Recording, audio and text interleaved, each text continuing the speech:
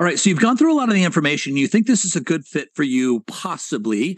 Maybe we've even had a conversation, or hopefully we've had a conversation, because you do need a real estate agent, by the way, to make all of this work. And you want a real estate agent, or you need a real estate agent that knows how to negotiate these deals. There's certain forms, there's a process to this. And so you want an agent that knows how to submit these offers and how to negotiate these offers and understands the actual process. So just keep that in mind. So what you're going to do when you realize that, hey, I think this is a good fit for me, you're going to let me know. I'm going to send you a link, and they're going to start the application process, or they're going to start the qualifying process, I should say. So here is some of the basic criteria. The first thing they're going to send you, by the way, is they're going to send you a list of 6 questions. And so I'll talk a little bit about what some of those questions are as we go through this. Just before they even pull a credit score, they want to make sure that you meet kind of the minimum qualifications, and then they'll jump into some of the financials, the credit scores, and some of the more details. But let's start here. What is the basic applicant criteria for the program? It says income $40,000 or more. Well, I'm going to bump that. For the Phoenix market right now, and it's been this way for a while, I would say to really be safe and be able to buy a property in this market, I'm looking at $50,000 usually in income is what it usually takes for a client to be able to buy a decent property. Now, sometimes if you have a really, really high credit score, you might be able to get away with a little bit less. I would call $50,000 a rock bottom absolute minimum. And just so you know, a lot of times you're looking at townhomes, like a 2-bedroom townhome. A lot of times, not always. But anyway, so so I would say that income needs to be a little bit higher than what they have on here. They my client does buy properties in other states as well, and so they have this on kind of for everybody. But anyway, just so you know, that's income and what we're looking at there. No Chapter 7 open Chapter 7 bankruptcies. Here's where you might run into a roadblock with a mortgage lender where your bankruptcy isn't seasoned long enough. My client only requires that there's no open Chapter 7 bankruptcy. So as long as the credit scores meet the minimum parameters and the income meets the parameters, there's a chance that we can get something done. So this is where you may not be able to go to a traditional mortgage broker and get that done, but we can get it done here on the rent-to-own program where you can finance it down the road when you're ready.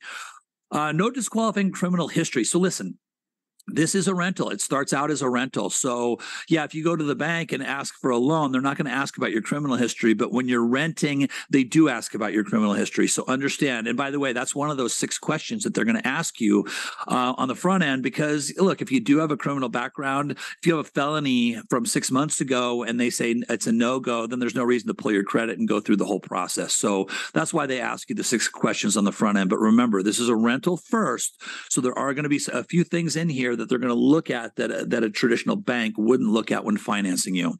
Minimum 45 days from date of application approval to move in. So call me and we'll talk about the move-in process and what the timeline looks like. It does take a little bit longer because once they close, they want to go in, make any necessary repairs and that type of thing to make sure that the house is in really good move-in condition for you. So we do need to talk a little bit about that, and we can do that when you call me. After application submission, we also evaluate rent to income, debt to income, right? So then we already talked about income, minimum $50,000. By the way, that $50,000 is husband to wife, is total household income. Just so you know, if husband has 640 credit score and wife has a 600 credit score, they may only use the husband's income. Okay, so in a perfect world, we want both credit scores to be over 620. Although, if the husband makes $10,000 a month at 640 and the wife has a 520 credit score, no big deal, no harm, no foul on that. And so, that is a good thing there as well. And then they're going to look at housing, employment, and criminal history. So housing history, do you have evictions? Do you have foreclosures? Employment and criminal history. Again, for rental purposes, mainly as far as the employment and criminal history are concerned. All right.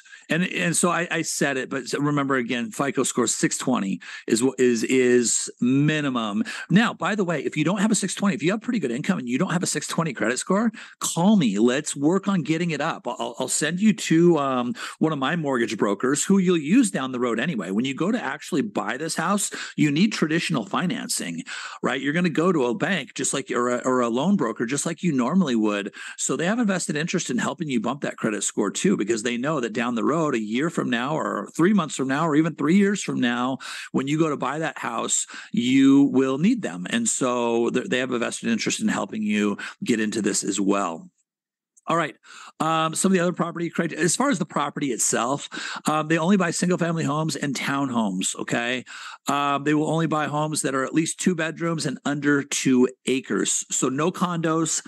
They will not buy condos. They'll buy townhomes and single family homes, minimum of 2 bedrooms. And just so you know, just because there's a property on the website that I will send to you where you can search properties, just because it's there doesn't automatically mean they'll buy it. They do need to look at it, make sure it's in good condition, not only for themselves, but for you as well. The last thing you want to do is move into a home that just needs tons and tons of repairs and be frustrated right from the start. So those are general guidelines. But again, 2+ bedrooms, single family home, townhome under 2 acres.